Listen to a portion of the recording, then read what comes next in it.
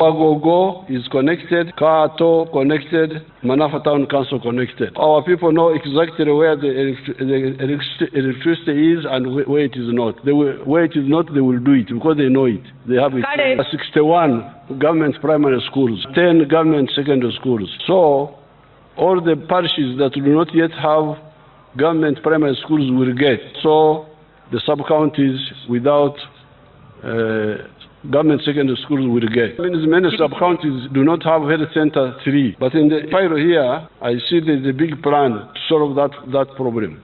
Upgrade Ikari health center 2, health center 3 in Bukofu sub-county. Build new health center 3s in Masaka Town Council. I'm glad that we are going to have the Manafwa Industrial Park, vermiculite. They will build around that vermiculite. Vermiculite is very important because apparently it controls fire.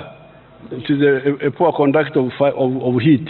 So when they are making very strong vehicles like satellites, they need some of those minerals which don't get hot quick.